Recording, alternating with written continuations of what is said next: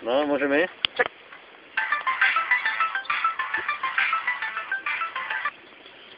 Pozor, tak počkaj, aby ste tie vlasy trošku. Na tu, kadernická, koľko máme času? Však pozrite sa ako... Mamina, ahoj! Dobrý večer, vítam vás pri sledovaní. Ešte raz.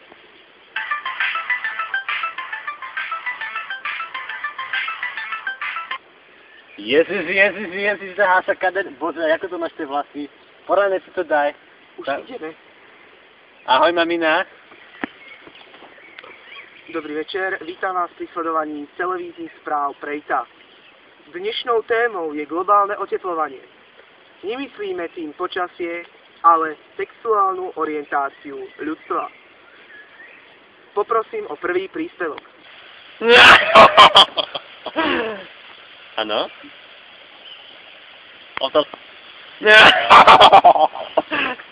Áno? Haló?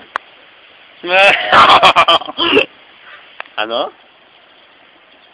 Máme tu nejaké otázocky? No co robíš na recek? Ty chuda, ty máš pauznúť! Už? Áno? Máme tu nejaké otázocky? Áno, chcel by som sa opýtať, že aký máte názor na homosexuálov? Ježiš, prečo sa mňa pýtate? Akože ja názor na homosexuálov mám velice... A toto vystrihnite. Čo sa deje? No viete, ako tak včera som bol u zubára, takto som si dával, a on hovorí, že... Čože? Ale... Áno, Hanka? Hani, áno? Áno, už máme elektrickú? A u vás je už?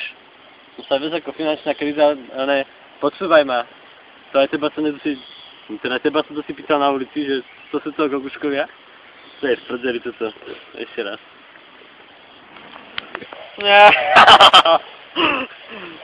Áno, počujeme sa? Dobrý deň, mám by som na vás otázočku. No samozrejme, ja som Goguško, ja velice rád. Tak ma ešte poznáte, nie? Môžem? Aký máte názor na homosexuálov? Hani? Aha, neprijatý hovor. Áno, Hanka?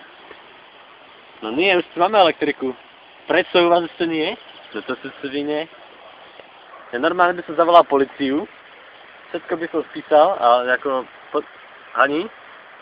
Zložila.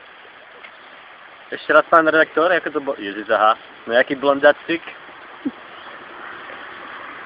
Tá otázka zniela, že čo si myslíte a aký máte názor na homosexuálov?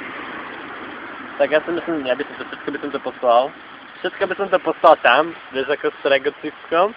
Na to si vám poviem, a to sa budete smiať ako one.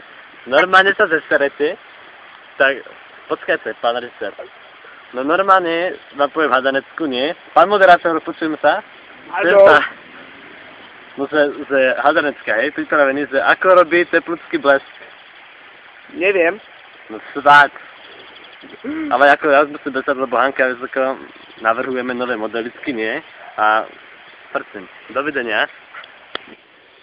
Takže teraz ste videli ukážku s našim teplým spoluobčanom Goguškom, ale teraz musíme ísť na správy.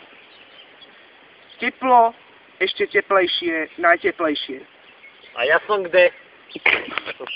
A takže teraz sme počuli názor nášho teplého brata Goguška. Ale musíme sa presunúť k dnešnému spravodajstvu. Teplo, teplejšie, najteplejšie. A ja? Denník Pravda píše, že na Slovensku ešte nebolo tak teplo ako doteraz. Pauza. Meteorológ Jozef Ilko zostáva v práci dlhšie a dlhšie. Meteorológ Jozef Ilko ostáva v práci dlhšie a dlhšie, len aby na monitoroch neušlo, čo sa to vonku deje s počasím. Pána Ilka netreba však brať doslovne. Vždycky trafí počasie, ale nikdy ten štát, v ktorom má byť pekne alebo škaredo.